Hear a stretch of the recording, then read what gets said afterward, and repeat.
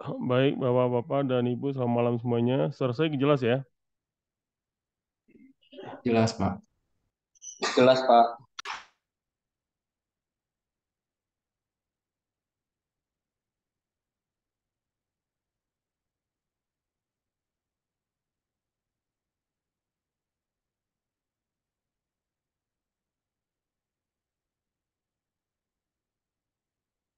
Oke, kita lanjut lagi ya. Yang kemarin apa namanya estimasi migas yang kemarin tambah lagi nih. Jadi karena banyak sekali apa?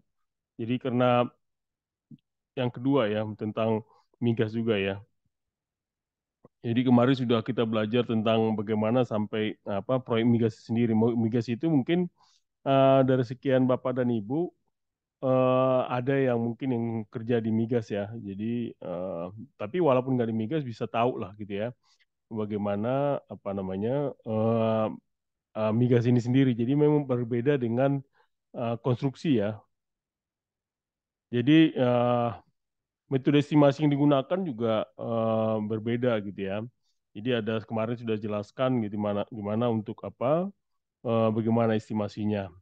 Nah, karakter dasar dari estimasi ya supaya dia efektif itu adalah dia harus melakukan penyusunan rencana estimasi, yaitu lingkup pekerjaan yang tidak ambigu, juga pemahaman tentang protokol akuntansi. Jadi contohnya mau mungkin ya, jadi setiap setiap apa migas ini kan apa namanya itu jenis dari kode apa akuntansinya itu berbeda gitu ya. Nah juga harus punya standar yang disepakati gitu ya, termasuk mata uangnya apa. Biasanya migas itu kalau di Indonesia masih menggunakan dolar ya. Jadi kebanyakan dia menggunakan dolar. Dan juga kalau konstruksi kan kebanyakan pakai rupiah udah sekarang. Tapi kalau migas itu karena memang dia punya tender internasional gitu ya. Kebanyakan memang dia menggunakan dolar. Dan juga harus ada WBS ya, WBS umumnya apa yang dilakukan, dan juga identifikasi tugas dan aktivitas. Jadi harus jelas juga gitu, apa-apa aja tugas yang dilakukan dan aktivitas apa aja yang dilakukan, termasuk data ya, data dari yang harus diestimasi itu apa-apa aja, termasuk juga standar apa struktur standar. Jadi secara apa ya estimasi sendiri strukturnya bagaimana? Kalau apa eh, rata-rata kan dia estimasinya kalau berdasarkan dari migas itu dari feed-nya gitu ya. Jadi feed-nya itu dari situ kalau sama di kalau di konstruksi dengan basic design. Nah, dari feed-nya itu nanti dia masuk proyek kontrak EPC gitu kan. Dari kontrak EPC-nya itu nantilah dari feed-nya itu ya front end design itu ya, engineering design itu barulah itu nanti dilakukan sebagai detail engineering design gitu ya. Jadi polanya yang bersama sih sebenarnya. Cuman uh, untuk feed ini uh, pengadaannya juga karena di basic design kan design and build kan tidak ada pengadaan lagi gitu ya. Jadi langsung kontraktornya yang melakukan semuanya. Nah, di sini dia menggunakan lagi engineeringnya mengadakan pengadaan, terus mengadakan pengadaan tentang apa material-materialnya itu semua di kontraktor EPC. Dan karakteristik dasarnya juga apa yang supaya dilakukan itu ya. Contoh protokol kuantitatif yang ketat gitu ya. Juga identifikasi sumber data, biaya, waktu. Jadi semua ini harus jelas gitu ya. Mengenai rincian lengkap gitu ya dari asumsi yang dibuat, faktor yang digunakan apa, terus pengembangan ketentuan kontingensi yang tepat. Nah, kontingensi yang tepat ini juga kebetulan saya juga baru itu ya paper saya itu baru terima gitu ya, tapi belum publish ini. Mudah-mudahan publish juga. Ada berapa kali ini saya apa namanya tentang EPC gitu ya. Jadi pipeline gitu. Jadi eh, dia menceritain tentang kontingensi gitu ya. Jadi kemarin itu dari proyek teman-teman juga sih melakukan penelitian gitu ya tentang proyek EPC kontingensinya berapa. Ternyata dengan menggunakan manajemen risiko yang ada, dia punya penghematan lumayan besar gitu ya. Menggunakan penghematan yang lebih besar gitu ya. Biasanya kontingensi itu kan kalau di apa di eh, proyek konstruksi itu 20 sampai 30%, ya 25% gitu ya. Tapi setelah dihitung apa dihitung pakai risk management itu cuma 14%. Berarti ada sekitar penghematan kalau 20% itu ada sekitar 6%-an gitu ya. 5 sampai 6%-an keuntungannya gitu ya, karena dihitung karena proyek dari apa EPC-nya ini sudah disandarkan, padahal itu sebenarnya masih bisa digunakan gitu ya dengan pakai risk management dan kontingensinya. Jadi kontingensinya jelas gitu ya. Dan juga ada tentang inflasi. Nah, ini masalah inflasi ini kan seluruh dunia berbeda-beda gitu ya. Ketika dia proyeknya ada di Indonesia, pastilah dia menggunakan inflasi yang ada di Indonesia. Tidak, contohnya gini, perusahaan Amerika gitu ya, perusahaan Amerika Chevron gitu ya, atau Betel gitu ya. Eh, Nah itu ketika dia mau masuk kontrak di Indonesia gitu ya, eh, itu kontraktornya kan. Ketika dia masuk kontraktor EPC-nya itu masuk Indonesia, dia pasti menghitung inflasi yang ada di Indonesia. Nah, mungkin inflasinya di negaranya itu adalah ketika dia beli barang ada di Amerika gitu ya. Nah, ketika dia harus ada di Indonesia, nah itu harus harus jeli gitu ya, estimatornya melihatnya. Dan juga pasti ada nanti dokumentasi biaya yang harus dilakukan. Dan juga ada penyisian dari program ketidakpastian.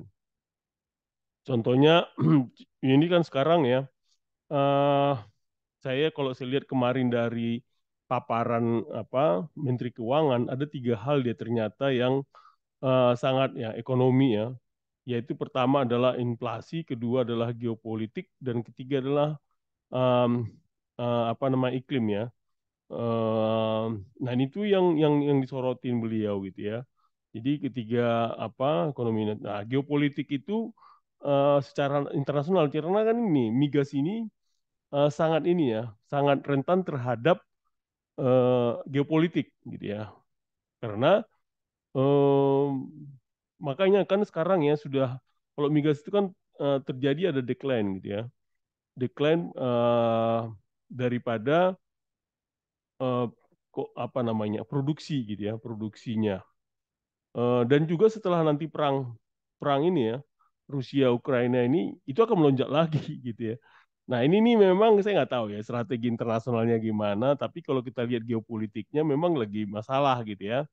Nah ini harus dilihat gitu ya, karena ketidakpastian ini selalu ada. Contohnya umpamanya eh, negara-negara yang penghasil minyak terbesar di dunia itu kan daerah-daerah sana ya, Arab, terus Eropa, Eropa Timur ya, terus Asia Selatan gitu ya. Indonesia sudah ada sih penghasil minyak, cuman sedikit gitu ya, nggak masuk dalam OPEC lagi gitu ya, karena memang punya tapi tingkat apanya karena dia punya standar minimum yang ada, kita nggak sampai standar minimum itu sehingga kita nggak masuk OPEC gitu ya. Jadi negara-negara yang masuk OPEC itu memang tinggi dia produksi minyaknya gitu ya, dan itu dengan adanya perang ini geopolitik ini menurut Sri Mulyani gitu ya, itu menjadi sangat ini ya, menjadi sangat rentan gitu ya, risiko sangat tinggi gitu ya. Jadi sekarang orang yang bermain di apa eh, di migas ini ya sangat hati-hati gitu ya. Nah itu harus ada nih pemeriksa independen. Nah tujuannya adalah apa? Contohnya gini ya, ketika melakukan analisis estimasi biaya gitu ya, itu harus ada yang memverifikasi gitu ya, memverifikasi hasilnya baik kepada eh, owner maupun dari owner maupun pihak dari kontraktor EPC-nya sendiri gitu ya. Nah, memang sih jarang terjadi ya, karena yang paling risiko yang tertinggi adalah di owner gitu ya, di owner. Contohnya gini, Pertamina sebagai owner dia kan mendapatkan izin dari BP Migas gitu ya, atau SKK Migas untuk mendapatkan izin suatu pengembang apa namanya itu, izin pengolahan apa sumber daya minyak gitu ya. Nah, itu kalau sudah dia dia paling dapatnya berapa gitu ya, tempat, dan itu risikonya sangat tinggi. Tapi kalau sekali dapat itu yang sekian dapat itu bisa kembali lebih cepat. Produksinya cepat gitu ya. Tapi kalau produksinya kecil, tapi kalau saya tanya dari itu jarang terjadi ya. Tapi bisa juga meleset gitu ya. Karena sudah pemenang ternyata hasilnya kecil. Nah, itu risiko buat owner itu cukup banyak. Nah, si kontraktor ini sebenarnya nggak punya risiko yang besar ya. Karena dia apa namanya?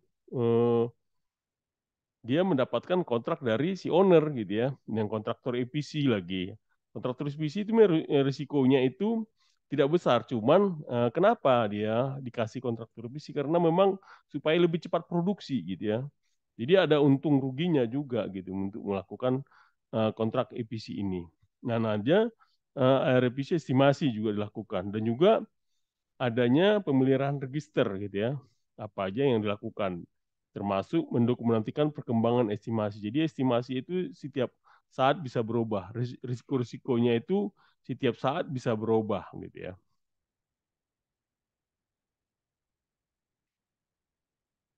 Nah, jenis estimasi biaya di dalam migas ini ada yang disebut dengan fasilitas tidak dapat ditentukan secara rinci. Jadi, dan sampai jumlah pekerjaan rekayasa setelah. Jadi contohnya karena kan gini ya, migas itu kan gini ya, jadi dia udah dapat lokasi gitu ya, dia dapat lokasi. Nah, itu makanya si owner itu ngasih namanya FED gitu ya, FEED gitu ya. Dengan itu si kontraktor dia akan menghitung risikonya si kontraktor juga besar gitu ya. Kalau dia nggak salah, kalau dia salah hitung gitu ya, salah hitung bisa bisa terjadi kerugian buat kontraktor gitu ya. Nah ini harus dilihat semua datanya secara baik. Nah proses estimasi juga harus mampu membedakan antara yang terdefinisi dengan baik dan yang harus diasumsikan dengan tingkat penilaian tepat yang dapat diterapkan. Jadi memang ini harus sangat akurat ya perhitungannya. Juga disebut masing-masing jenis estimasi itu memerlukan tingkat pengetahuan yang terkait. Jadi setiap pengetahuannya itu berbeda-beda ya. Jadi harus benar-benar diperhatikan dengan baik. Dan itu ada namanya kelas DOE 1, ASP level 5, itu biasanya jarang dilakukan. Nah, itu kalau saya kemarin waktu kebetulan waktu masih saya tahun lalu itu ada dari SKK Migas gitu ya. Jadi dia memang benar-benar dia bilang bahwa apa namanya itu karena dia SKK Migas dia tahu persis gitu ya apa namanya eh, kondisi yang sebenarnya di migas gitu. Jadi apa-apa yang dilakukan memang udah sesuai gitu yang kita pelajarin ini. Nah, ada disebut dengan Order of Magnitude Estimate atau DOE kelas 5 ISP level 1. Ini dia modelnya ya. Yaitu estimasi order of magnitude. Jadi memang ada disebutkan sini. Yaitu adalah gunanya itulah untuk mengevaluasi pelingkupan awal yang disiapkan ketika sedikit atau tidak ada informasi desain. Tidak ada informasi desain yang tersedia. Jadi contohnya gini, kan dia fit gitu ya, tapi fitnya itu sangat kasar gitu ya. Kadang-kadang owner itu hanya ngasih gambar juga katanya bukan apa, gambar itu tidak begitu detail. Contohnya kalau di konstruksi dia itu masih mengeluarkan apa namanya basic design belum belum penuh gitu ya. Jadi masih banyak apa namanya lowongnya gitu ya, bolongnya, detail ininya, detail dari estimasinya itu kurang gitu ya. Jadi itu yang namanya order of magnitude. Jadi harus ada digunakan teknik apa yang digunakan. Yaitu contoh teknik yang digunakan adalah eh, sangat bergantung pada pengalaman dan penilaian individu yang terlibat. Jadi orang-orang yang bisa menghitung ini harus punya pengalaman yang cukup banyak gitu ya melihatnya. Kalau tidak eh, kontraktor itu akan rugi gitu ya. Karena dia makanya kontraktor-kontraktor apa migas ini harus harus orang berpengalaman gitu. Saya pernah melihat ya kontraktor kita ini mencoba karyanya mencoba masuk kontraktor EPC gitu ya di migas. Dia rugi gitu ya, rugi besar karena mungkin apa namanya kepingin mau mengalahkan kontraktor EPC yang sudah berpengalaman gitu ya. Dia menang gitu ya. Tapi dia rugi gitu. Rugi yang saya bilang itu sampai 500 M ya rugi gitu ya. Nah, itu kan waduh dia habis banget di situ ya. Nah, karena dia memang apa ya harus hati-hati gitu ya. Ini gambarnya itu detail apa tidak gitu. Kalau nggak detail, dia akan menjadikan apa suatu pekerjaan itu eh, eh, seperti contoh lah gini ya di konstruksi.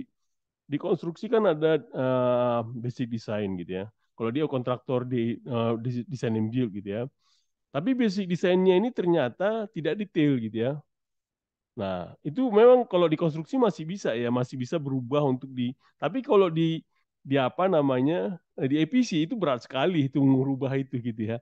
Susah sekali ngerubah gitu ya. Jadi kalau orang tidak berpengalaman penuh, dia bisa rugi. Nah, itu modelnya itu disebut dengan mode top down gitu ya, yaitu menggunakan kapasitas melalui dengan volume gitu ya, dan juga faktor historis itu yang dilakukan. Jadi harus top down dia mau nggak mau. Jadi selalu dikatakan persentase tinggi adalah 70%.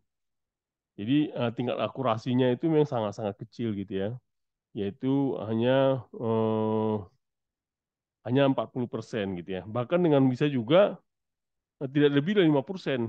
Itu iya, jadi sangat-sangat kalau memakai order of magnitude ini kalau di migas ini apa presentasinya apa namanya akurasinya itu kecil. Nah, ada yang disebut dengan prakelayakan di OE kelas 4, ESP level 2 namanya. Jadi sudah dilakukan studi prakelayakan. Jadi sudah dilakukan ya. Kalau di konstruksi sudah mulai mendekati basic design lah ya, sudah mulai sempurna dia. Nah, estimasi studi prakelayakan terutama disiapkan untuk nilai alternatif dalam latihan rekayasa nilai. Juga cadangan tonase dan kadar rasio itu juga sudah jelas ya, sudah mulai. Juga di sini disebutkan bahwa insinyur proyek itu harus menyiapkan gambar tata letak dan pengaturan umum, gitu ya, secara dengan detail, gitu ya, agar dapat konsep itu dapat dipahami, gitu ya. Jadi harus bisa detail dia. Jadi hasil dari apa desainnya itu yang didesain oleh insinyurnya harus detail, gitu ya, agar bisa dipahami. Kalau tidak dipahami, kalau di EPC itu kan menjadi orang salah tafsir, akhirnya harganya sangat tinggi gitu ya ketika dilaksanakan gitu ya. Jadi risiko EPC-nya ini memang cukup tinggi ya. Jadi kalau umpamanya berhasil ya berhasil, kalau kalah ya kalah gitu ya. Itu yang sangat sangat sangat hati-hati. Daftar peralatan disiapkan juga harus ada gitu ya, semua gitu. Juga disebut dengan jumlah awal insinyur harus menggunakan tarif satuan yang secara khusus turunkan untuk proyek. Ya, jadi memang benar-benar harus dihitungkan secara bagus gitu ya hasilnya. Ada tadi kelas 5, kelas 4, sekarang kelas 3 gitu ya. Nah, estimasi keundangan untuk alokasi anggaran. Jadi sudah memulaikan studi kelayakan gitu ya.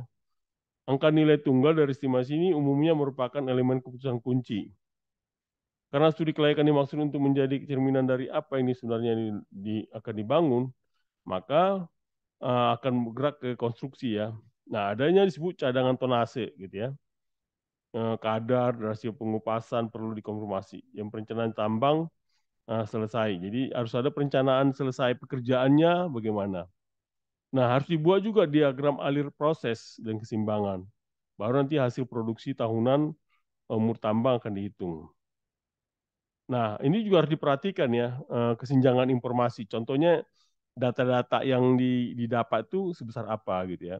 Mungkin pernah Bapak-Bapak pernah dengar ya, tambang yang gagal gitu ya. Pernah ada yang dengar nggak? Oh, mungkin Bapak dan Ibu belum belum ini ya, apa namanya? Ada yang sudah pernah dengar dulu ya. Grossman itu pernah dengar nggak?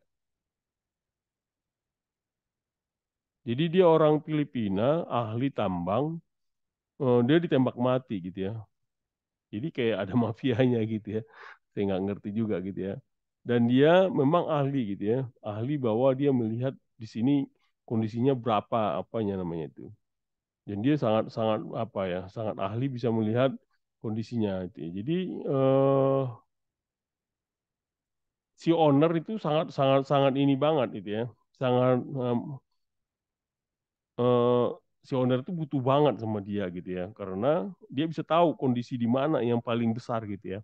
Oh di sini tuh rugi dia. Jadi kalau dia bilang ngomongnya di sini nggak ada, orang nggak ada yang berani gitu ya. Itu dia. Sampai orangnya begitu gitu ya.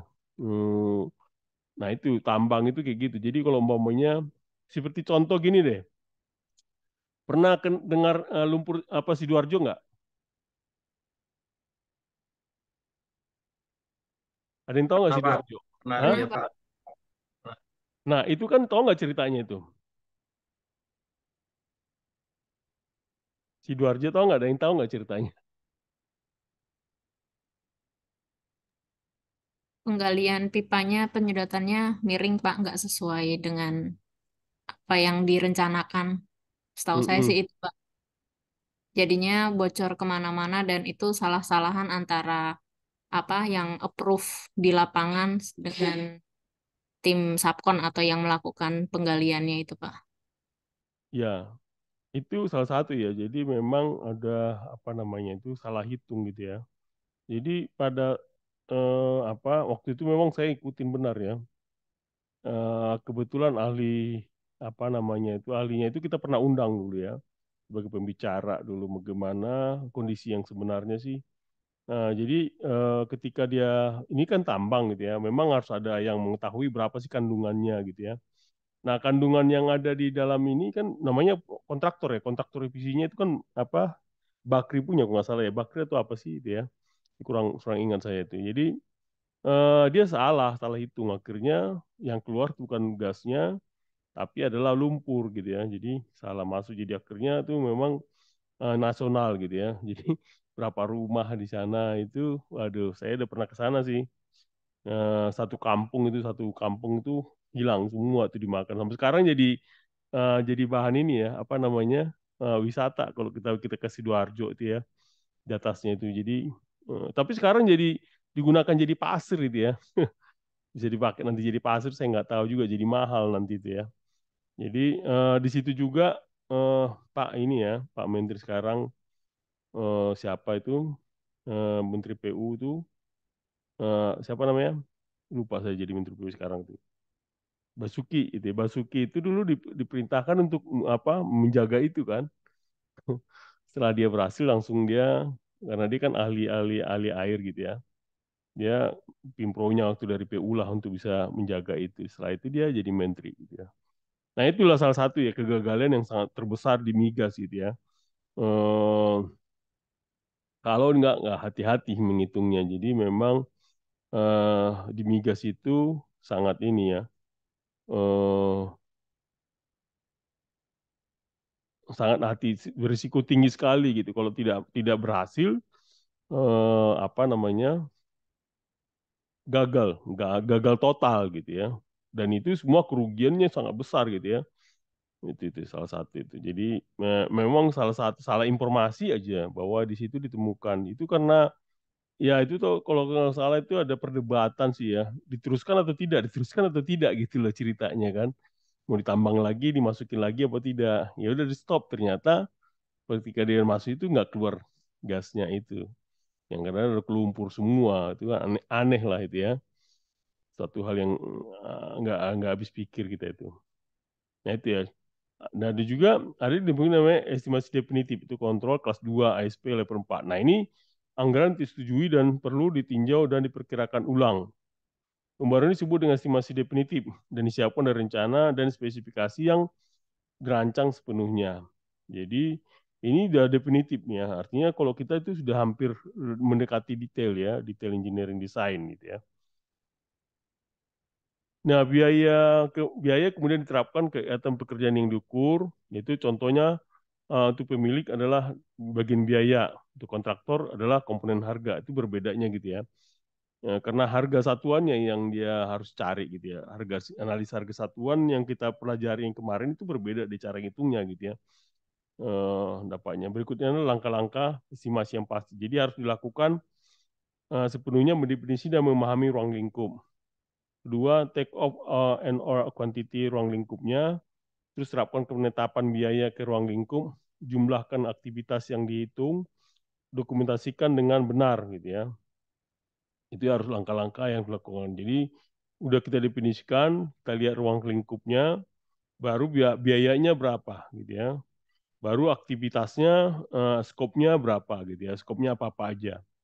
Baru dilakukan lah dia monitoring ya. Ini contohnya gitu. Jadi pekerjaan apa eh, untuk pekerjaan proyek mining ini memang seperti gini ya. Eh, ini di beberapa negara gitu ya. Tahun-tahun 87 di Chili gitu ya. Di Chili dia pipa ada sekian. Di Panama setiap apa proyeknya itu, nah ini ada pekerjaan tanah, beton, piping gitu ya. Nah, Indonesia nggak punya data nih ya, tapi dia bobotnya itu 3,5 sampai 4 dulu ya. Tahun 92 Indonesia masih masuk ini ya, proyek-proyek migas yang sangat besar ya. Sekarang udah, sekarang ini yang menguasain itu adalah ini Peru, Turki gitu ya. Ternyata besar juga ya, Kanada tentang tambang ini ya, pemipaan segala macam tuh cukup banyak. Nah, dilakukanlah kontrol anggaran proyek. Anggaran yang diterbitkan ditetapkan pada awal proyek sebagai anggaran kontrol berasal dari estimasi biaya studi kelayakan. Nah, dasar kontrol anggaran proyek itu apa? Jadi engineering tidak akan lebih dari 60% gitu ya. Jadi engineeringnya, nah konstruksi tidak akan berada di 25%. Contohnya kan kalau biaya konstruksinya itu tidak tidak boleh lebih dari 25% dari anggaran estimasi investasi gitu ya. Nah, ketika kontrak utama akan diberikan, apa yang dilakukan jadi ya terhadap pengendalian anggaran proyek itu? Jadi EPCM itu akan ada gitu ya. Sampai maintenance ini ya. EPC tambah maintenance itu bisa terjadi. Saat proyek kunci akan bergabung. Juga peralatan lead time yang lama akan dipesan. Satu atau dua kontraktor kemungkinan besar akan menetapkan biaya mereka gitu ya. Jadi sudah kontrak itu dia bisa menggunakan sampai M-nya ya, sampai ke maintenance. Nah, biasanya estimasi-estimasi jenis apa sih yang digunakan? Dia bisa menggunakan biaya langsung, biaya tidak langsung, itu biaya pemilik atau kontingensi. Nah, ini adalah empat elemen utama lakukan dalam apa namanya estimasi ini gitu ya. Nah, ini adalah kombinasi proyek tambang di Amerika Selatan. Contohnya ini nih ya, direct cost-nya apa ya? Direct cost-nya preliminary works-nya itu 7 juta, main related-nya 56, terus related-nya 265, infrastrukturnya 31. Indirect cost-nya itu camp, temporary facility, construction support ya, baru subtotalnya sekian. Nah, EPCM-nya EPCM jadi construction. Jadi engineering, procurement, dan construction management ya. EPCM-nya 48, construction manajemennya 25, fee-nya 12. Jadi total EPCM-nya itu sampai CM-nya ya. EPCM-nya 85. Nah, itu dia dihitung. Nah, owner cost-nya itu yang dihitung oleh project management dari owner ya.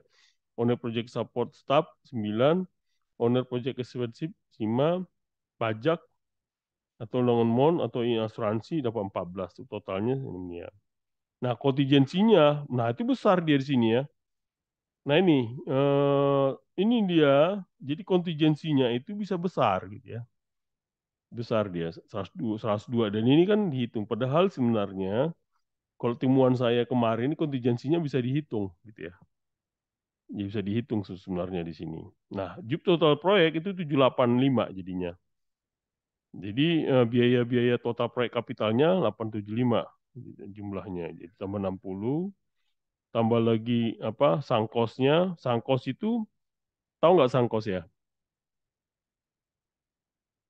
Ada yang tahu nggak sangkos itu apa?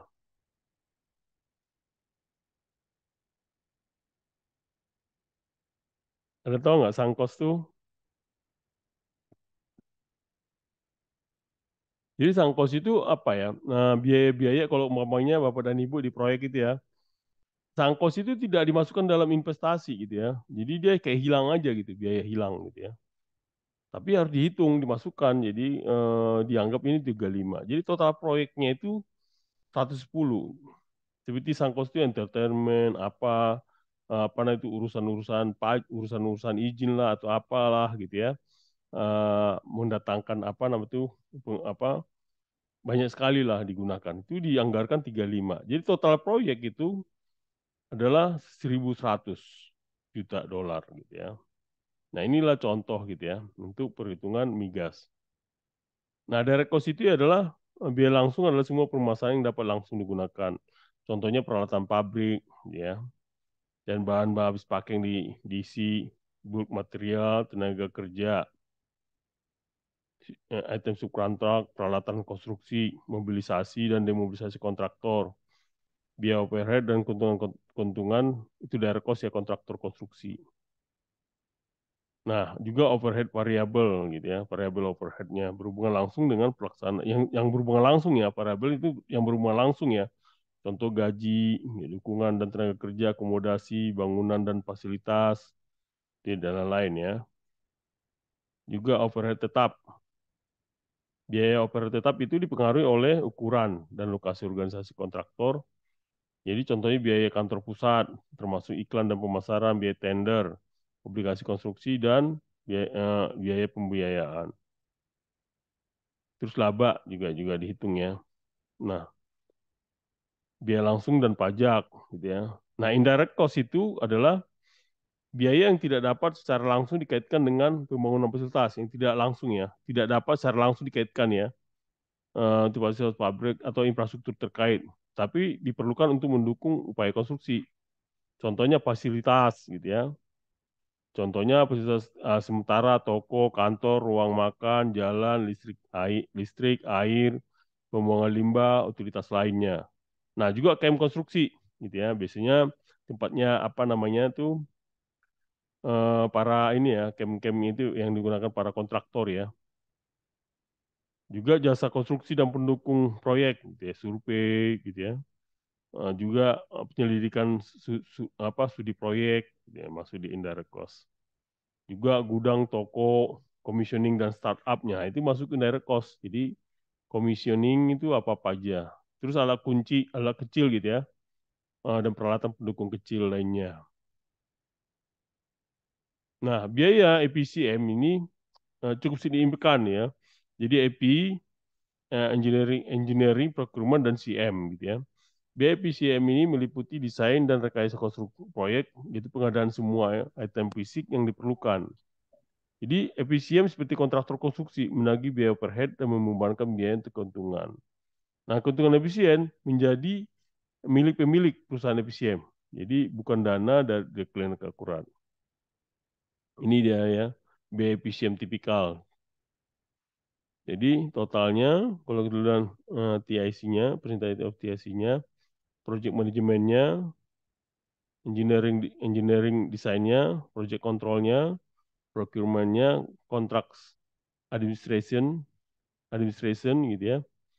Jadi sampai totalnya itu total efisien jadi 21 dan 15 kalau dia dalam seribuan. Nah, ada pertanyaan sampai sini? Mungkin bapak-bapak ini ya, karena jarang yang ikut. Tapi mau nggak mau nanti ketika bapak dan ibu berminat di apa, di proyek efisien sudah dapat gambaran gitu ya.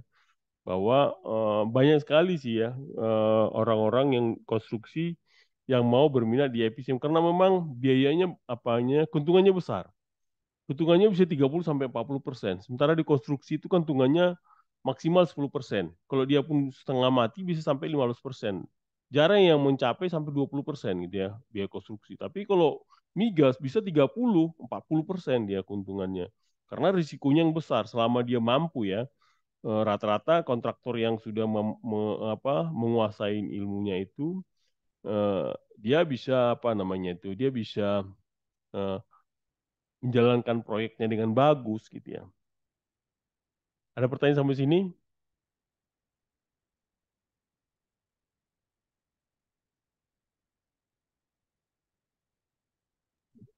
Dari saya belum ada.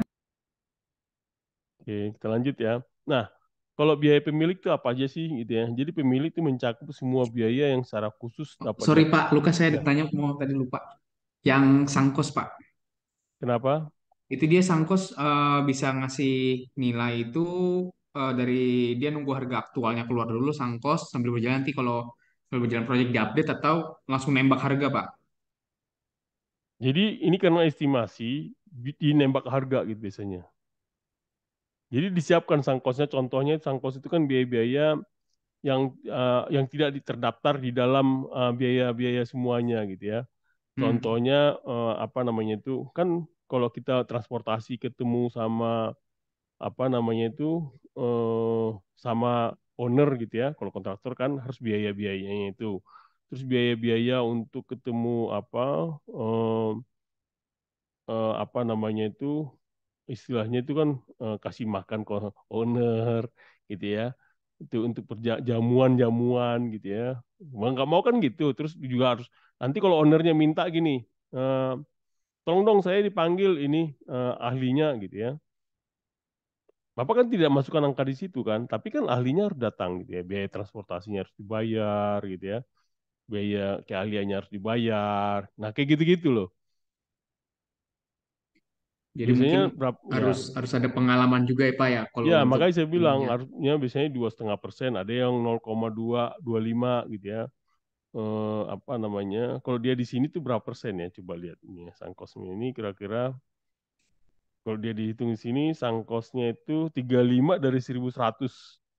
Itu berapa itu? 0,0 35 dibagi 100 berarti 0,3 ya.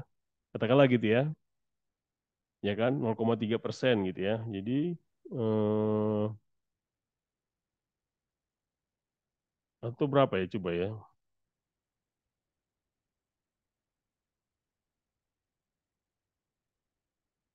Kita Ya Pak hitung. 0,031 Pak. Iya kan? 35 dibagi kosong kosong. Iya kan? 3,1% ya.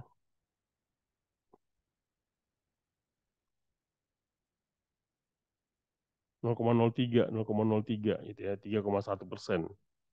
Jadi ada yang makanya itu bisa 2,5 sampai berapa gitu ya kalau bisa didapat itu. Jadi bisa sama dengan harganya itu biasanya ini hampir sama dengan lihat ini kan biaya-biaya financing ini hampir dia lihat 35 gitu ya. Sangkosnya. Sementara biaya proyeknya manajemen itu 31, ya kan? Nah, ini support saya ini 9. Nah, ini Pak biaya-biaya konsultan aja nih, ini biaya-biaya yang hilang nih, ya kan? Itu lebih besar daripada biaya manajemen proyeknya gitu ya. Sorry Pak Lukas tadi saya hitung lagi kayaknya tuh dia 35 itu dibagi 1065 mungkin apa dari 1065 Pak. Jadi 1065 itu ditambah 35 jadi totalnya 1100 sudah termasuk sangkos itu. Enggak, dari yang ini 1.100 biasanya total proyeknya itu. Oh, Dari total proyek dia dihitung biasanya itu. Total semuanya hmm. gitu. Jadi total proyeknya dia tambah itu. Jadi sekian ini. Jadi kalau kita lihat anatominya gitu ya, memang yang ini sangkosnya ini besar nih, biaya entertain, biaya apa segala macam lah gitu ya. Jadi kalau nggak dibikin ini, wah, proyeknya nggak jalan, ya kan? Karena biayanya besar gitu ya. Nah ini contoh ya. Jadi pengalaman ini memang butuhkan nih dihitung berapa persen gitu ya. Jadi bisa lebih besar dari biaya konsultan ini kan. Konsultan manajemen proyeknya aja 31 gitu ya.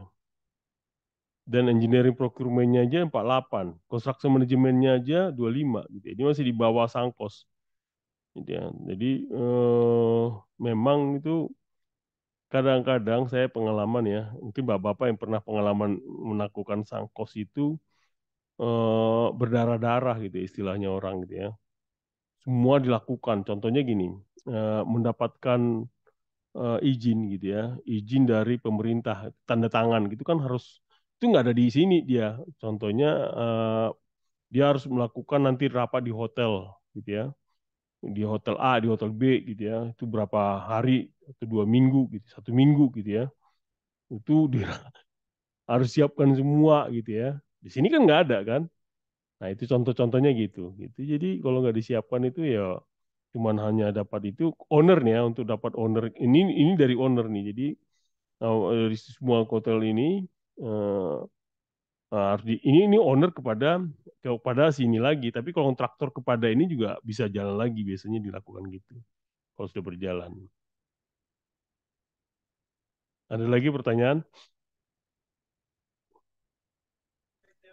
Nggak ada Pak.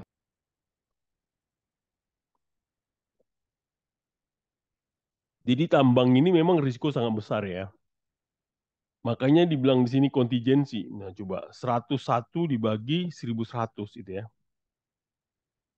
101 dibagi 1.000. 100 gitu ya. Itu 9%. Bayangkan itu ya. Kontingensinya itu sampai 9%. Ya kan, 9,%. Nah, ini gede nih, ya kan?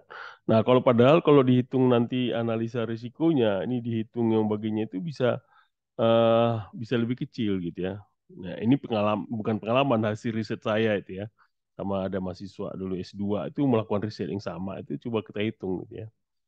Nah, dan dia kontingensinya bisa lebih kecil gitu. Oke, ada pertanyaan lagi? Nah, menentukan direct indirect cost ini memang di apa di migas berbeda dengan konstruksi gitu kan. Kalau umpamanya kan direct cost ini overhead ini kan masuk indirect nih ya. Benar nggak? Laba masuk indirect ya. Kalau di konstruksi kan. Jadi yang direct itu adalah pekerjaan bangunannya sendiri gitu ya. Overhead ini masuk di dalam indirect, tapi apa di migas indirect itu termasuk dengan apa namanya fasilitas gitu ya, fasilitas sementara gitu, jasa konstruksi dan pendukung proyek itu gudang, commissioning dan startup itu masuk. Karena dia di sini dia memang ya. Jadi commissioning ini adalah kalau kita di konstruksi itu uji layak gitu ya, uji layak operasi. Nah, startup itu baru uji layak apa namanya? Uji layak bangun karena ada satu lagi uji layak commissioning gitu ya. Uji layak konstruksi, baru uji layak operasi. Startup itu uji layak operasi, JLO. Nah ini kalau kita lihat hitungannya, EPCM-nya dengan menggunakan ini dia. Nah, apa sih disebut dengan biaya pemilik? Gitu ya. Biaya pemilik adalah mencakup semua biaya yang secara khusus dapat diatribusikan pemilik. Jadi, apa-apa yang masuk di dalam biaya pemilik itu sendiri. Sementara sebagian besar organisasi memilih untuk memisahkan kategori biaya itu seperti biaya Biliton, gitu ya. Juga biaya pembiayaan, biaya berkaitan dengan personil, termasuk gaji, tunjangan, beban, perjalanan dan akomodasi, ya, perekrutan, kantor, persewaan, dan lain-lain.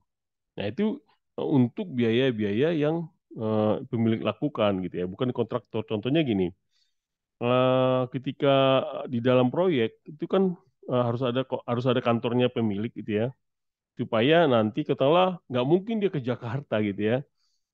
Jadi di dalam lingkungan itu ada base camp-nya pemilik gitu ya, base camp-nya konsultan, nggak ada konsultan sih. Jadi langsung apa namanya pemilik sama dengan EPCM-nya gitu ya. Jadi dia termasuk di situ. Paling konsultannya project manajemen tadi ya, manajemen proyek itu masuk di sini. Itu di bagian di owner pokoknya kalau satu begitu. Nah, contohnya tadi ya, biaya pemilik biasanya mencakup contohnya manajemen proyek nanti ya, tim manajemen proyek, biaya perintah prosedur proyek itu tim manajemen proyek harus ada, staf pendukung proyek pemilik. Nah, itu dia ya. Ya, personil tim proyek pemilik, staf pendukung. Nah, itu harus ada tim manajemen proyek, stafnya apa-apa aja gitu ya, biaya perjalanan, rekrutmen, relokasi, dan pelatihan. Nah, pengeluarannya apa-apa aja. Itu biaya dan biaya perizinan. Nah, tadi ya. Nah, biaya perizinan ini kan dia harus berhubungan dengan SKK, BP Migas gitu ya. Apa pemerintah ISDM itu kan tingkatannya banyak sekali gitu ya sampai dia mendapatkan izin gitu ya. Kalau di Indonesia gitu ya, biaya pembelian tanah. Nah, ini masuk nih. Sewa tambang, akuisisi hak jalan. Kalau ada jalan yang harus ditempati, dia harus akuisisi gitu ya. Dia harus bayar gitu ya, royalti dan biaya biaya pengeluaran hukum ya. Biaya pemasaran, teknologi informasi dan teknologi lain. Jadi teknologi informasi ini contohnya membuat sistem gitu ya. Pemiliknya itu membuat sistem, nah itu harus dibikin gitu ya. Juga kontribusi teknis mengembangkan tambang, yaitu contohnya dukungan eksplorasi, rencana tambang, prasib tambang gitu ya. Nah juga dukungan konsultan spesialis, fotografi, geoteknik, hidrologi, perencanaan tambang, dampak lingkungan dan penerimaan sosial. Juga pembentukan organisasi gitu ya. Terus pre-commissioning, commissioning juga harus ada, kan ada anggotanya ini ya. Anggota dari pre-commissioning harus dia ada siapa dari owner gitu ya. Asuransi, nah ini asuransi dari owner juga ada, dari kontraktor juga ada. Nah, asuransi kalau dari owner ini kan adalah contohnya ini ya, risiko pembangunan, kendaraan, transit dan payungnya itu contohnya itu umbrellanya gitu ya, yang mencakupnya. Juga pajak, nah itu adalah biaya pemilik. Nah, pajak dan biaya biaya tidak langsung oleh kontraktor. Misalnya pajak penggunaan itu tidak digunakan, tapi itu biaya dari pemiliknya, owner gitu ya, yang dibebankan kepada owner. Nah, kontingensi. Nah, ini ya. Kontingensi selalu disertakan dengan estimasi untuk menyediakan biaya yang tidak diketahui ya, yang mungkin terjadi. Jadi suatu hal yang tidak diketahui tidak mungkin terjadi dimasukkan kontingensi. Saat menggunakan estimasi untuk menetapkan anggaran, kontingensi ditambahkan untuk meningkatkan kemungkinan ya. Lebih banyak kontingensi diperlukan untuk estimasi awal karena ketidakpastian akurasi yang lebih tinggi. Jadi kontingensi ini di migas itu penting sekali gitu ya. Karena sering terjadi hal-hal yang tidak terduga. Kalau di konstruksi kontingensi ini sudah bisa diprediksi, jarang. Jadi di konstruksi itu sudah mulai jarang ada kontingensi gitu ya. Tapi di migas itu kan kalau di konstruksi ya, yang kontingensi itu adalah pancang gitu ya. Pancang aja sekarang di unit price kan aja, nggak perlu pakai kontingensi gitu ya. Contohnya gitu. Tapi kalau umpamanya di migas dikerjain nggak keluar minyaknya, itu aduh, itu setengah mati itu kan. Nah, biaya pendanaannya ya. Jadi proyek tidak dapat berjalan tanpa pembiayaan. Pembiayaannya bagaimana gitu ya. Terus juga biaya termasuk suku bunga, kapitalisasi nilai secara terpisah jadi harus dilakukan juga. Elemen biaya lainnya, contoh biaya studi gitu ya, modal kerja. Nah, modal kerja itu adalah untuk anggaran tetapi biasanya diturunkan dari estimasi biaya operasi. Itu ya working capital gitu ya namanya. Buku cadang dengan huruf kapital, ya. Buku cadang asuransi itu juga dihitung. Nah, eskalasi. Kalau di dunia konstruksi eskalasi udah dikurangin ya. Tapi di dunia migas eskalasi ini penting tadi karena risiko ya. Sekali diharapkan selama umur proyek berdasarkan inflasi umum, kondisi pasar, jadwal proyek, dan arus karsin. Jadi kalau di konstruksi sudah eskalasi sudah banyak yang dihilangkan gitu ya. Sudah risikonya itu sekarang sudah ditangani dengan baik. Makanya eskalasi banyak yang di dunia konstruksi sudah nggak dipakai. Juga eskalasi setiap tahun dalam anggaran itu harus disepakatin bersama gitu ya. Berapa persen dia? Apakah berdasarkan inflasi kah? Atau disepakatin angkanya berapa? Supaya nanti ketika eh, apa namanya jadi gunanya itu ketika eh, si kontraktor itu tagihannya itu tidak jatuh melewati jatuh tempo. Katakanlah dia harus mendapatkan pembayaran itu tahun 2023 Januari gitu ya. Januari tahun 2023. Tapi dan Januari 2023 nggak dapat. Ya, makanya contohnya dia, wah kalau udah begitu itu berapa tahun. Nah, itu bisa ya hal-hal yang bangunan itu kalau ketika dikerjain itu eskalasinya bisa dilakukan. Nah, sangkos tadi ya. Jadi contoh biaya hangus, biaya yang dikeluarkan untuk menyelesaikan studi pengujian meteorologi, nah, tidak memiliki dalam anggaran. Tapi sistem yang ini harus ada gitu ya. Kalau nanti kok nggak dibiayain, dari mana biayanya gitu ya. Jadi estimasi biaya unit gunakan dengan hati-hati. Artinya adalah estimasi biaya untuk unit dikaitkan dengan benar gitu ya. Dalam estimasi biaya per unit, biaya diturunkan dari jumlah unit gitu ya. Langkah pertama dalam perkirakan biaya unit adalah mengetahui biaya yang berdasarkan historis dan pengalaman. Nah, metode estimasi ini dapat ditetapkan gitu secara sah. Jadi semakin besar jumlah proyek dari data yang ada, jadi contohnya gini, ketika mengestimasi suatu biaya, kalau informasinya benar itu benar gitu ya. Nah, itu masalahnya sering terjadi karena itu makanya saya bilang risiko di migas ini tinggi sekali. Jadi kadang-kadang owner tuh hanya gasih tidak begitu detail gitu ya. Nah, itu yang pokoknya kamu hitung deh gitu ya. Terus si owner ngitung-ngitung nih anggaran biayanya biaya produksinya, kalau sudah produksi dapat pendapatan berapa gitu ya. Cuman itu aja dihitung. Kadang-kadang biaya konstruksinya itu kalau dia masuk, kalau dia umpamanya sudah pasti biaya produksinya apa hasil produksinya itu tinggi, siapa nggak peduli gitu ya. Artinya masih masuk pelaponnya nggak, masih masih hitungannya nggak gitu ya. Kalau dia masih masuk hitungannya, makanya keuntungan kontraktor EPC-nya itu tinggi sekali gitu ya. Itu yang mendasari hal ini. Gitu.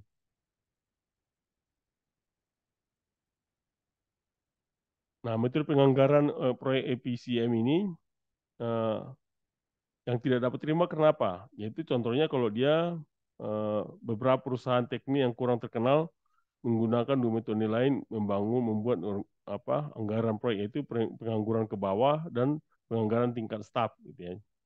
Nah, penganggaran ke bawah itu adalah dimulai dari jumlah uang yang disepakati gitu ya, tersedia bagi pemilik proyek, mungkin sejumlah lamsam atau presentasi dari biaya proyek konstruksi yang tersedia. Penganggaran kemudian berjalan mundur dari angka pemilik dikurangi setiap dikurangi biaya langsung gitu ya. Nah, metode ini tidak dimulai dengan persyaratan proyek. Tidak ada hubungan antara ruang lingkup proyek yang dibutuhkan. Akibatnya, tenaga kerja yang dianggarkan mungkin tidak cukup. Nah, itu risikonya ya. Jadi karena dia terlalu mepet harganya, tenaga kerjanya itu jadi terlalu mepet juga. Juga mencoba masukkan ruang lingkup pekerjaan ke dalam anggaran yang ditentukan. Nah, sebenarnya tidak digunakan dalam proyek apapun. Jadi hal-hal ini penganggaran ke bawah jarang digunakan ya. Nah, secara tingkat staf istilahnya ya. Penganggaran tingkat staf ini didasarkan pada penugasan staf teknik yang tersedia di proyek untuk periode waktu tertentu. Apa tugas sebenarnya tidak penuhnya diketahui, tapi dari pengalaman, para insinyur percaya bahwa mereka dapat memprediksi upaya yang diperlukan. Jadi dengan mengirimkan staf gitu ya, jadi tahu benar persis itu berapanya sih. Jadi dia tahu gitu ya, itu gunanya itu. Nah, masalahnya adalah eh, ketika sebuah proyek terlambat dari jadwal, anggaran secara otomatis berlebihan. Nah, itu dia karena dia mungkin ya, orang yang orang yang melihat stafnya yang akan milik sana juga harus benar-benar canggih gitu ya, punya pengalaman yang hebat gitu ya, supaya dia estimasinya juga makin bagus. Nah, ini metode ini cocok untuk proyek rekayasa rutin kecil, tapi tidak memiliki tempat di dunia pertambangan. Mengelola anggaran proyek. Jadi prosedur apa sih digunakan? Jadi manajer proyek bertanggung jawab untuk menyiapkan anggaran proyek. Gitu ya. Anggaran harus disetujui oleh pemilik dan sponsor proyek PCM. Nah, daftar tugas kegiatan yang digunakan untuk anggaran harus sama dengan daftar tugas yang digunakan tujuan dulu. Juga melakukan proyeksi pengeluaran gitu ya dilakukan. Jadi pemasukan dan pengeluaran harus dimasukkan. Jadi anggaran juga harus mencakup seluruh ruang lingkup dan umur kalau dia proyeknya berapa lama gitu, 3 tahun, 2 tahun harus benar-benar dilakukan gitu ya. Jadi manajer proyek memiliki tugas menjelaskan alasan variasi antara anggaran dan kemajuan aktual. Ada pertanyaan sampai sini?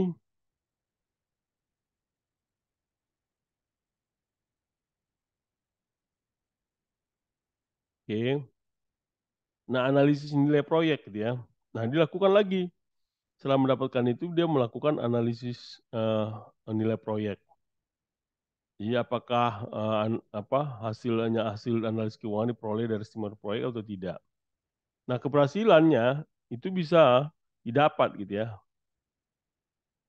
Nah, kesalahan umum dan anggaran proyek itu apa aja sih? Itu biaya yang tidak terinci secara cukup rinci.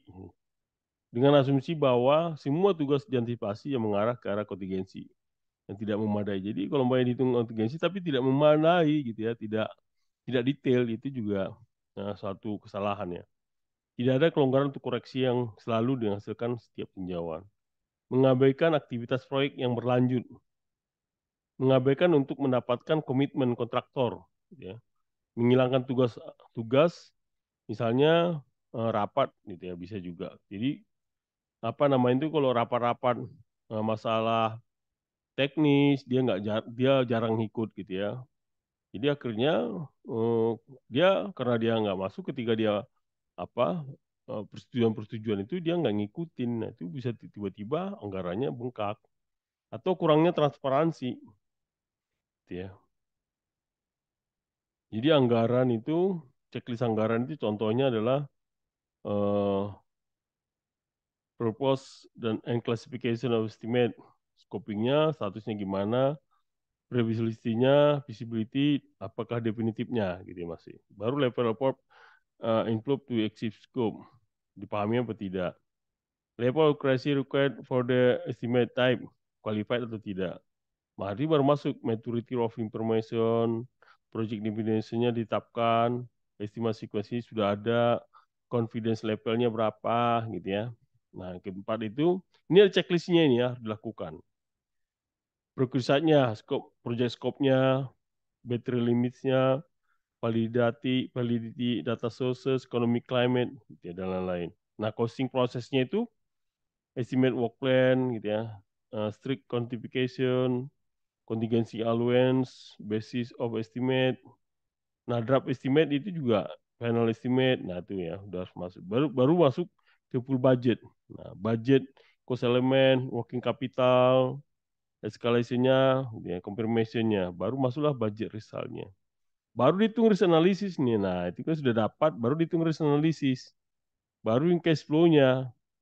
Baru masuk independent reviews dan project baseline control budget. Nah, inilah dia ya anggaran itu. Jadi cara pola yang harus dilakukan adalah metode-metode ini. Ada pertanyaan, Bapak dan Ibu?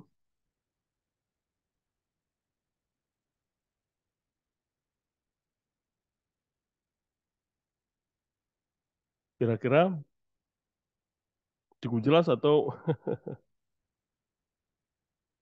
cukup jelas atau banyak yang belum paham nih? Susah ya memang ya karena apa ya?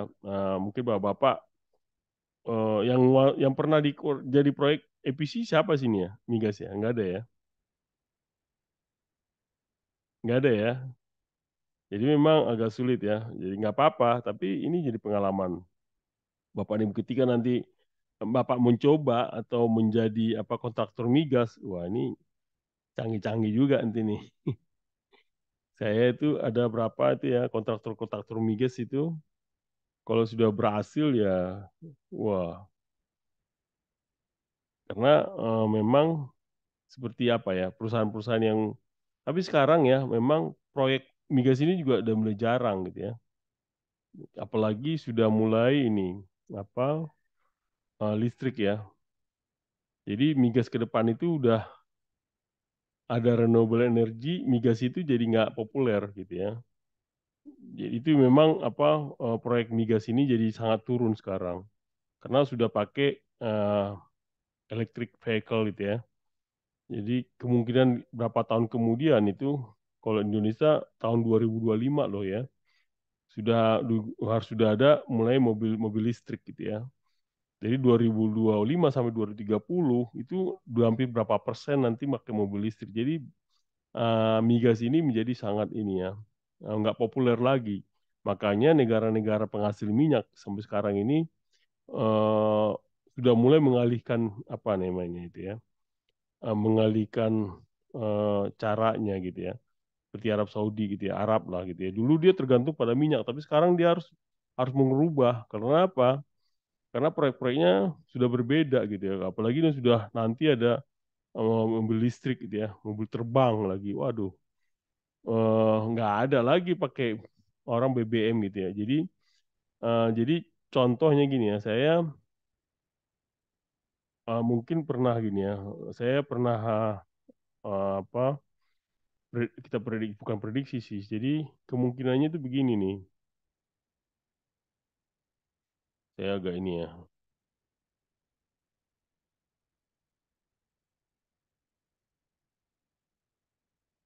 Mungkin perlu juga tahu ya.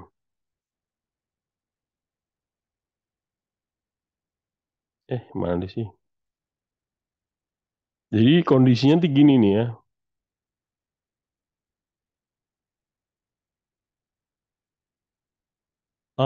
Ini populasi ya. Populasi dunia itu kan gini nih. Cenderung dia begini ya. Nah, gini dia benar. Nah, ginilah ya. Tahu sampai katakanlah 2100 nih ya. Jadi kemungkinan begini nih, kemungkinan 2100 bisa sampai sekarang kan 2023 ya, 8 miliar gitu kan. Taruhlah di sini ya.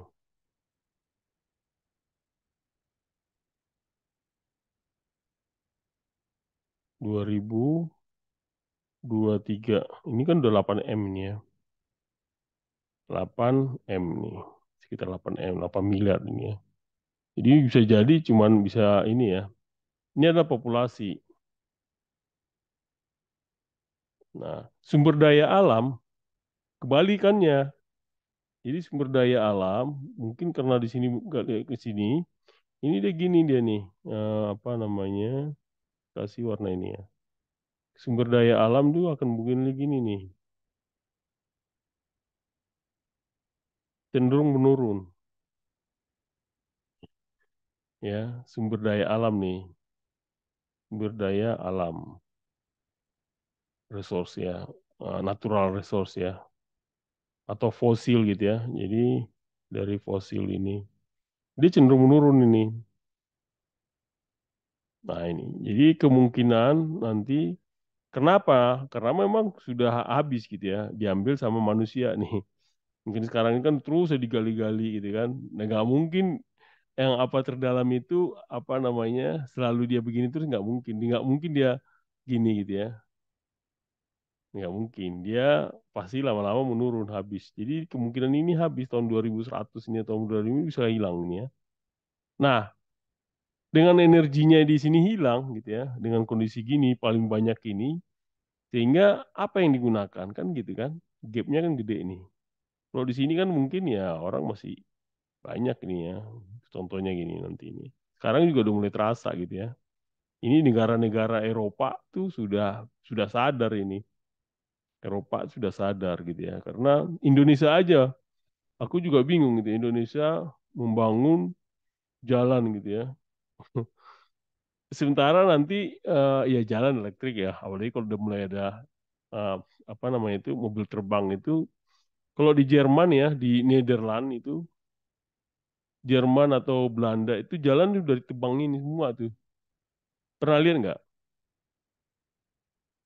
Jalan ditebangin sama dia, jadi dibikin apa? Apa namanya itu taman.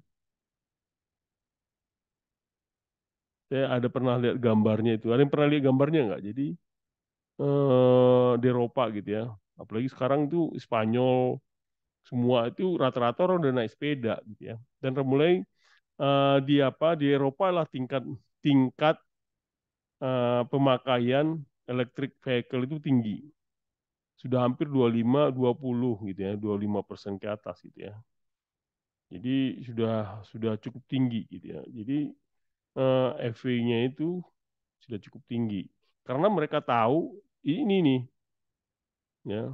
Jadi negara-negara penghasil fosil itu juga nggak populer lagi nantinya karena manusia itu sudah berbeda gitu ya. Sudah berbeda cara berpikirnya. Mungkin nanti dua generasi di depan kita udah nggak pakai mobil itu, udah nggak pakai ini lagi gitu ya.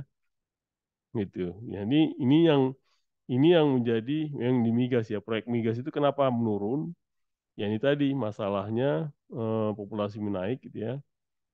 Terus kebutuhan juga menaik masalahnya kan gitu kan. Nah, kebutuhan juga naik nih. Mungkin gini, kebutuhan naik terus ini kan, kebutuhan nih. Nah, ini apa namanya? Berbanding terbalik dan itu harus harus harus diinikan. Itu yang jadi masalahnya gitu ya. Jadi kenapa migas memang tapi ya kita harus pelajarin juga gitu ya. Karena memang proyek migas ini eh, di negara-negara tertentu masih digunakan gitu ya. Tadi saya sudah bilang tadi eh, contoh umpamanya negara-negara akibat geopolitik gitu ya. Migas ini jadi susah gitu ya. Sekarang setelah setelah terjadinya perang ini memang geopolitik dunia itu secara konfigurasi sudah berubah gitu ya. Nggak sama lagi kayak dulu lagi gitu ya. Kemungkinan juga apa eh, India gitu ya. Cina sekarang kan populasinya menurun gitu ya. Dan yang paling besar itu adalah India. Nah, yang dikhawatirkan sekarang itu kalau Bapak lihat itu adalah Nigeria gitu ya. Nigeria itu penduduknya akan melebihi dari penduduk Indonesia nantinya. Nah, kemarin sudah ada beritanya itu. Saya ketika ngomong kayak gitu ternyata ada yang dengar kita gitu ya. Dan itu ekonominya kita itu kalau kita nggak kuat gitu ya dengan koplo gelasnya itu kita akan setengah mati. Jadi Cina dulu itu dengan pakai koplo gelas itu dengan sumber daya yang besar, murah gitu ya. Itu yang menghantam semua. Jadi gini, ini saya sekedar ini juga ya perlu Bapak pahami gitu ya. Amerika waktu kebijakan Amerika itu dia berteman sama Cina gitu ya, negara Cina gitu ya, bahwa supaya Cina itu tetap di bawah dia gitu. Tapi ternyata berbeda gitu ya. Cina apa dengan kebijakan eh, apa namanya itu orangnya yang murah, akhirnya banyak orang Amerika industrinya itu bikin pabrik di Cina.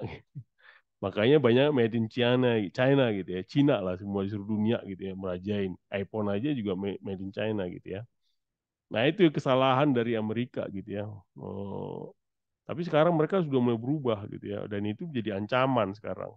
Nah, ancaman itu juga berlaku sekarang tuh Nigeria tuh. Nigeria negara Afrika bisa menjadi nanti di bawah Indonesia kan tahun 2045 gitu ya.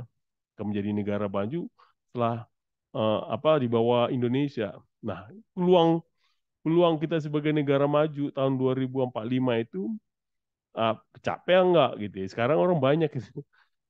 Mau kecape nggak kita negara maju nanti? Bayangkan itu ya, kita negara maju yang selama ini kalau kita negara lihat Eropa gitu ya, kita cuma nonton aja gitu, nonton sepak bola gitu ya. Nanti tahun 2045 orang Eropa lihat Indonesia canggih-canggih banget gitu. Contohnya gitu, udah kebalik nantinya. Jadi kita orang Eropa ke Indonesia udah wah Indonesia udah maju banget gitu. Kalau itu tercapai gitu ya. Kalau nggak tercapai makanya kita berusaha sekali nih sekarang nih ya. Jadi saya kalau sebagai pendidik gitu ya, pengajar itu berusaha supaya mempersiapkan gitu ya. Sekarang kita mempersiapkan diri jadi negara maju. Apa-apa aja jadi semua itu harus jadi kita siapkan gitu. Jangan sampai kita lolos lagi gitu ya. Kalau kita lolos ya kita cuma mimpi aja gitu kan. Orang juga kan berusaha, negara-negara Eropa juga berusaha gitu ya. Makanya mereka kan nggak punya ini, the fullest economics gitu ya. Kalau kita masih punya banyak gitu ya, menggunakan ekonomi yang ekonomi supaya naik gitu ya, masih banyak proyek kita negara pulau-pulau kita masih banyak yang kosong gitu ya. Ah, Papua, Kalimantan, Sulawesi gitu ya, waduh masih banyak kosong gitu. Kalau di Eropa udah habis, udah nggak ada lagi tersisa gitu ya. Jadi dia udah stagnan gitu. Ya.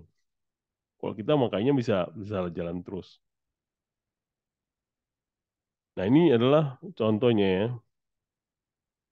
Nah ini kalau lihat anggaran gitu ya, kalau di dalam migas gitu ya, maka saya tadi agak migas itu memang agak decline ya, memang faktanya sih demikian. Jadi jarang sekarang proyek-proyek migas, jadi satu dua tiga aja. Jadi banyak sekali sekarang kontraktor-kontraktor migas itu sudah beralih ke kontraktor konstruksi gitu ya. Ya itu tadi, wah dia punya pengalaman, jadi ya berbeda memang. Tapi mereka lebih bagus di ini ya, safety-nya mereka kuat gitu ya. Nah contohnya gitu ya, determination of the total instance cost, budget accuracy desired. Jadi yang diinginkan apa, baru masuk quantification, baru costing process. Nah, purpose of estimate itu scoping, feasibility, definitive. Itu masuk contohnya di sini. Baru prepare estimate plan, clear scope definition, quantification gitu ya. Nah, pricing and bidding. Baru estimation rigor. Nah, baru itu achieve require estimate accuracy, need to know scope of estimation, estimate battery limits, data sources, estimating methodology, economic climate, ya kan, climatic conditions, contracting approach, regulatory mandates. Baru identify data sources, ini masuk sini ya. Baru situ sum of costed, baru budgetnya udah mulai kelihatan. Baru analisis cash flow-nya ini. Nah, itu baru masuk situ ya. Oke, ini saya ambil bukunya dari Project Management of for Mining ini ya. Eh, saya dapatkan dari jalan hari ini, saya masukkan dari sini. Jadi gitu ya.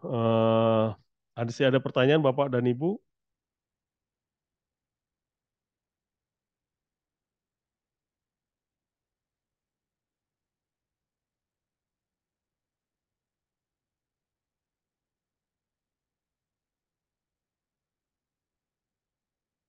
Ada pertanyaan?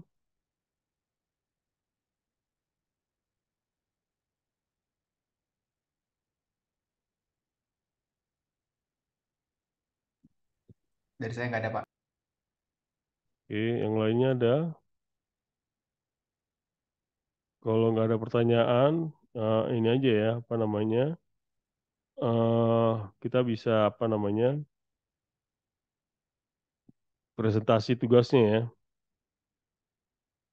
Atau absen dulu deh.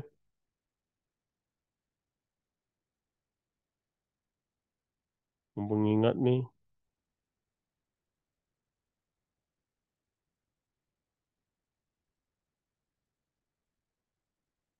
Aldi, ada Aldi. Hadir, Pak. Alexander, Hadir, Pak. Berliana, Hadir, Pak. Bernadette, Calvin, Geoffrey, Hadir, Pak. Jamie, Hadir, Pak. Leonardi, Hadir, Pak. Muhammad Isuk, ada ya. Oke. Silakan mungkin teman-teman yang bisa presentasi tugasnya. Biar nanti kita apa namanya itu eh, kita bisa ini ya. Kita presentasikan di luar umum ini. Silakan. Cuma berapa? Berarti Pak hari ini melanjutkan kemarin kita sudah masukin yang